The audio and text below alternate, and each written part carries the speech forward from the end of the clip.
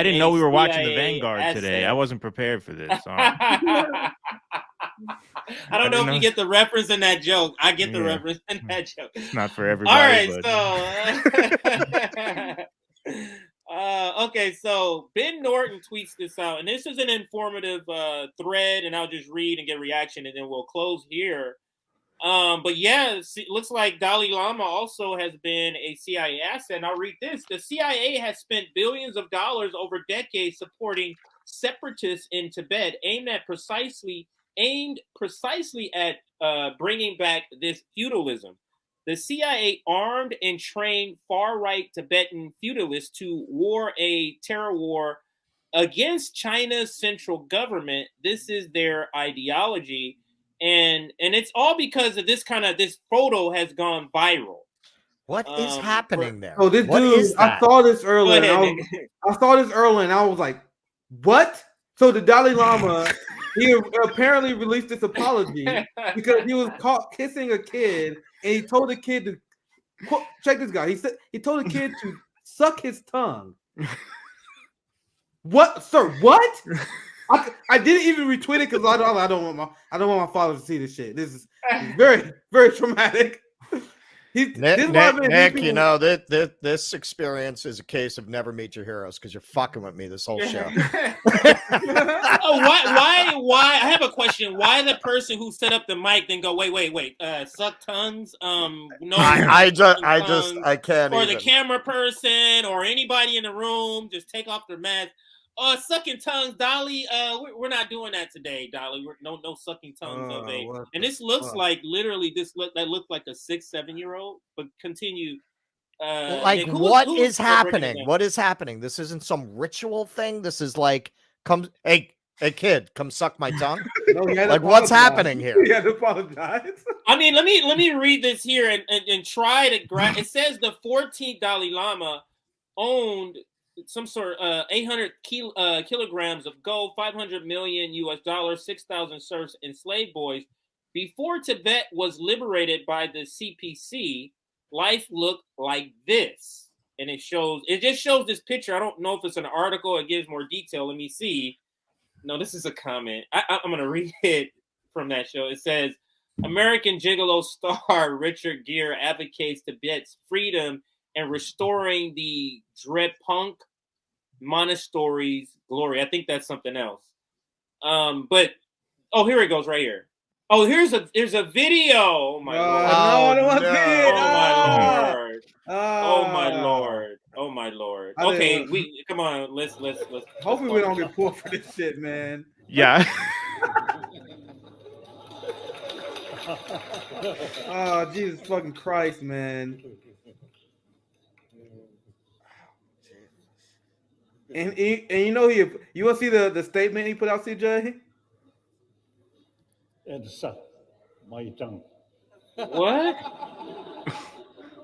Oh, no, come on. Oh, they stop it right there and they restart it. They stop it before you actually see it. They stop it before you actually see it. And then it says, you see that? I'm not going to read the word, but this is an Indian boy at a Buddhist event.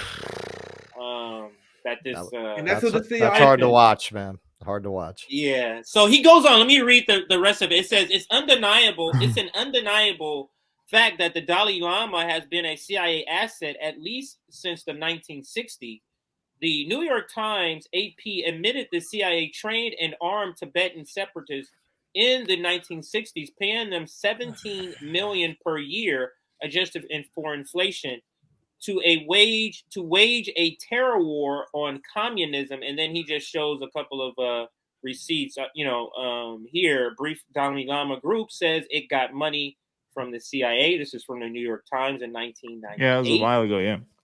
Yeah, and then he just breaks down here. The money allocated for the resistance movement was spent on training volunteers and paying for guerrilla operations against the Chinese, the Tibetan government in exile said in a statement. So what is your reaction? Does any of this surprise you, or had you ever heard about this? Go ahead. All right, my Virtuoso, we share him as an audience member. He has a pretty funny line in the chat. His tongue tastes like nothingness. Let me show this, CJ. This is the Dalai Lama statement. I'm gonna share this real quick. Look at this.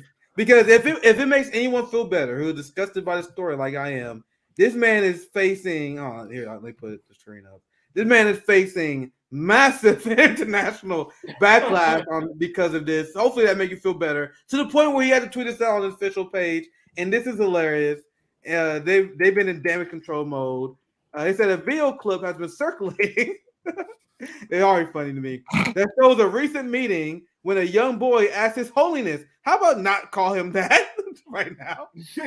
The Dalai Lama, if he could give him a hug. His Holiness wished to apologize to the boy and his family, as well as the many friends across the world for the hurt his words may have caused. Meaning, I want to apologize to the many people we just fucking traumatized with this shit.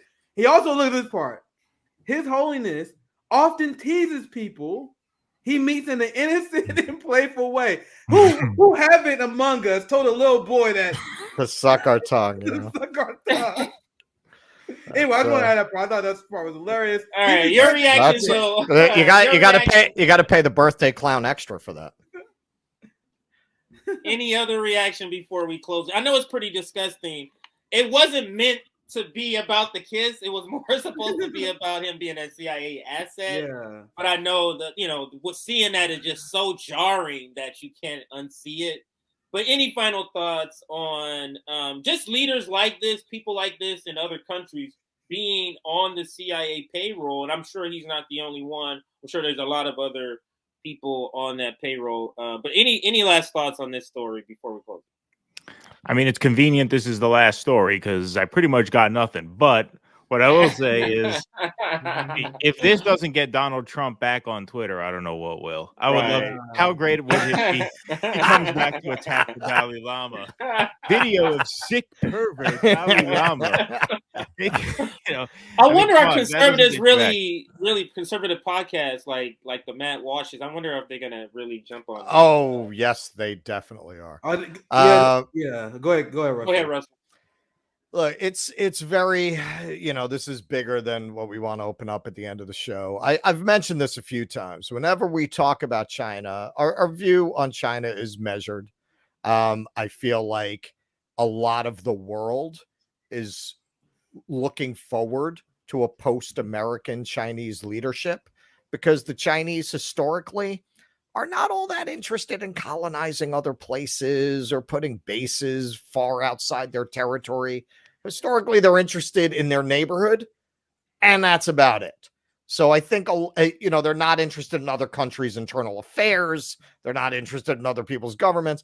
So I think that's what you're seeing with a lot of countries sitting down and using China as an intermediary, like we just saw with Saudi Arabia and Iran. I think a lot of people feel like they're going to be easier to deal with. And it's not going to be so much like dealing with the 800-pound gorilla when you try to do business with China. At the same time, I don't want to make out China to be Switzerland. Like, yes, there is exaggerated Western propaganda about internal affairs in China. At the same time, it's not all propaganda. This